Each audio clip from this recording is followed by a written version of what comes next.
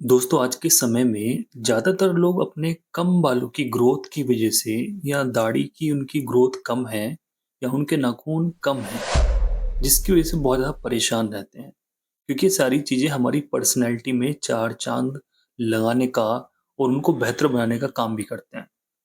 महिलाओं में ख़ास करके हम देखते हैं लंबे, मजबूत और काले बाल बहुत पसंद आते हैं।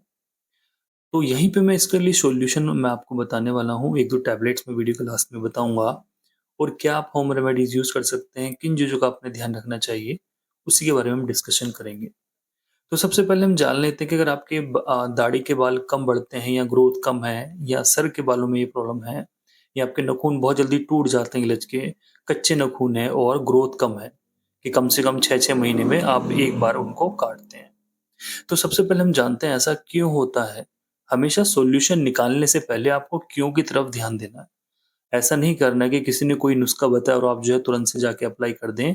किसी भी चीज़ में आप जाएँ तो उसका सॉल्यूशन ढूँढने से पहले आप उसका कारण ढूँढिए कि ऐसा क्यों हो रहा है। तो सबसे पहले आता है न्यूट्रिशन डेफिशिएंसी। मोस्टली हम केस में देखते हैं कि न्यूट्रिशन डेफिशिएंसी हो गई है। सिंपल भाषा में इसका मतलब ये है कि आपके शरीर के अंदर न्यूट्रिशंस, विटामिन्स, मिनरल्स या खाने-पीने की कमी हो गई है। और विटामिन्स में आपके हम देखें विटामिन बी 12 आज के समय में बहुत कम मिलता है लोगों के अंदर। विटामिन डी कम मिलता है, विटामिन सी कम मिलेगा और कैल्शियम भी हम देखते हैं कई बार अब कम होने लगा है लोगों के शरीर से। और कुछ केसेस में हम देखते हैं हीमोग्लोबिन जहाँ पे कम रहता है, कंटिन्यूअसली बना रहता है कि लो हीमोग्लोबिन है, वहाँ पे भी इस तरह की समस्याएँ ज़्यादा देखने को मिलती हैं, खास करके फीमेल्स के अंदर। बाकी हम देखते हैं कोई ऐसी सिस्टमिक डिजीज़ जो कि आपको बार-बार होती हो, सपोज़ कीजिए कोई ऐसा व्यक्ति जिसको बार-बार टाइफाइड की प्रॉब्लम हो रही हो, उसको लगता है कि हर साल उसको टाइफाइड हो रहा हो, बार-बार बुखार आ रहा हो, तो ऐसे व्यक्ति में भी बाल जल्दी से नहीं बढ़ते हैं और उनके बाल बहुत ज़्यादा टूटते हैं। कोई ऐसी महिला जिसको थायराइड की प्रॉब्लम हो रही है, क्योंकि महिलाओं में हम देखते हैं थायराइड की प्रॉब्लम ज़्यादा देखने को मिलती है, तो वहाँ पे भी बालों से रिलेटेड डिज़ीज़ हो सकती है। इवन या फिर कोई मेटाबॉलिक डिज़ीज़ हो या फिर आप बहुत ज़्यादा कुछ अनहेल्दी खाते हो जो कि आपके बालों को नुकसान देता हो या फिर आप बहुत ज़्यादा शैम्पू, कोई-कोई नए-नए पेटेंट ऑयल जो आते हैं आप उनको ज़्यादा ट्राई करते हो, बदल-बदल के ऑयल यूज़ करते हो, तो उसका इम्पैक्ट भी हमारे बालों पे पड़ता। देखिए, ये तो मैंने आपको बिल्कुल सिंपल भाषा में बता दिया कि ऐसा-ऐसा क्यों हो सकता है। अब मैं कुछ चीज़ें यहाँ पे बताने वाला हूँ कि 15 से 20 दिन में आपकी जो बालों की ग्रोथ है, उसमें अचानक से उछाल आना शुरू हो जाएगा। सबसे समाधान में सबसे पहले आपको विटामिन सी वाली चीज़ें ज़्यादा यूज़ करनी है। अब ये यूज़ क्यों करनी है? क्योंकि हमारी बॉडी में आयरन को अच्छे से एब्ज़ॉर्ब करने के लिए, उसका पाचन करने के लिए, शरीर में लगाने के लिए हमें विटामिन सी की बहुत ज़्यादा ज़रूरत होती है। आपकी बॉडी में आयरन तो बहुत है बट विटामिन सी आप नहीं खा रहे हैं, तो वो यूज़लेस है, उसका कोई फ़ायदा नहीं है। जैसे कैल्शियम और विटामिन डी का बैलेंस चलता है, इसी तरीके से आपके शरीर के अंदर विटामिन सी की भी ज़रूरत होती है। इसलिए आपको अपनी डाइट में खट्टे फलों को शामिल करना चाहिए, क्योंकि हम जानते हैं कि भई खट्टे फलों के अंदर विटामिन सी की मात्रा बहुत मिलती है। डे नंबर 2 पे आता है ओमेगा 3 फैटी एसिड।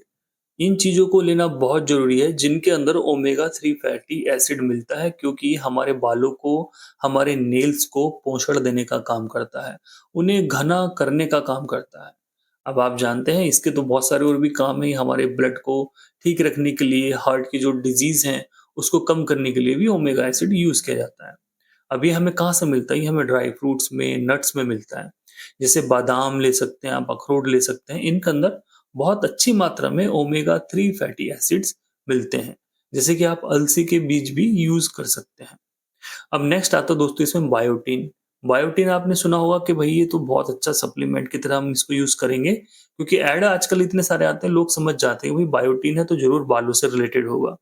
बायोटीन के और भी बहुत सारे काम हमारी बॉडी के अंदर होते हैं।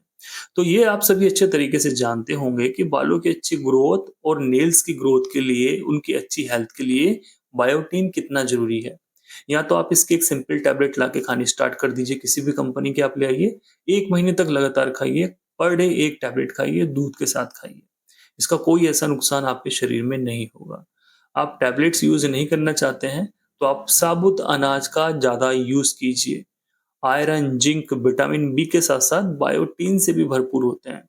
तो बायोटीन बाकी आप सभी लोग जानते होंगे कि पालक और हरी पत्तेदार सब्जी जब खाते हैं, तो हमें बहुत सारी चीज़ें उससे मिलती हैं, बहुत सारी जो बीमारियाँ हैं या न्यूट्रिशन डेफिशिएंसी हैं, उससे कवर होती हैं, तो आपको उनको भी इस्तेमाल करना चाहिए। हमारे बालों की ग्रोथ के लिए शरीर में प्रोटीन का होना बहुत ज़रूरी है। आप अपनी डाइट में प्रोटीन को ऐड कीजिए, चाहे आप काले वाले चने खाइए, चाहे आप दाल खाइए, चाहे आप एग खाइए, किसी भी फ़ॉर्म में आप प्रोटीन को लीजिए, क्योंकि बालों की ग्रोथ के लिए या उनका ज़्यादा जो हेयर फॉलिंग हो रही है, उसके लिए आपको ये चीज़ें लेनी और प्रोटीन लेना बहुत ज़रूरी है। सिंपली टैबलेट लेना चाहते हैं तो हफ्ते में 1 बार आप विटामिन डी को यूज़ कीजिए, दूध के साथ आप उसको लीजिए, दूध के साथ ही वो एब्ज़ॉर्ब होगा, टैबलेट फ़ॉर्म में, कैप्सूल फ़ॉर्म में, इंजेक्शन अगर आप लगवा सकते हैं, इंजेक्शन लगवा सकते हैं। बायोटिन की टैबलेट मैंने आपको बीच में बताई है, तो पर डे आप बायोटिन की टैबलेट लीजिए, रोज़ 1 टैबलेट खाइए, दूध के साथ खाइए। बीच-बीच में विटामिन ई भी आप लेते रहिए, जिससे कि आपको अच्छी ग्रोथ देखने को मिलेगी। खाने-पीने का विशेष ध्यान रखिए, क्योंकि आप यहाँ तक समझ गए होंगे कि खाना-पीना ही बेस्ट है। आप मेडिसिन मेडिसिन के ऊपर डिपेंड होंगे तो वो केवल एक डिपेंडेंसी है, आपको खाना-पीना बहुत ज़रूरी है। ऐसा होता है बहुत सारे केस में कि आप मेडिसिन लेते हैं और वो तभी तक काम करती है, मेडिसिन छोड़ते हैं, फिर वही सारी कंडीशन आती है। तो मेडिसिन स्टार्ट करने से पहले 1 महीने आप अपना शेड्यूल इसी तरीके से बना के देखिए, अच्छी डाइट रखिए, एक्सरसाइज कीजिए और बार-बार शैम्पू मत कीजिए। कोई भी एक जो शैम्पू या ऑयल है, केवल उसी को यूज़ कीजिए। बार-बार चेंज करने की गलती मत कीजिए। एक्सटर्नली आप केमिकल्स यूज़ मत कीजिए और एक्सरसाइज ज़रूर कीजिए, जिससे ब्लड फ्लो सही रहे सारे अंगों में। आज का दोस्तों वीडियो यहीं पे खत्म करते हैं। इस वीडियो को आप ज़्यादा से ज़्यादा शेयर कर सकते हैं। जिन व्यक्ति को मेरे से बात करनी है, डिस्क्रिप्शन बॉक्स में आपको कॉन्टैक्ट नंबर मिल जाएगा, जो कि कंप्लीटली पेड है, फ्री नहीं है। Thank you so much.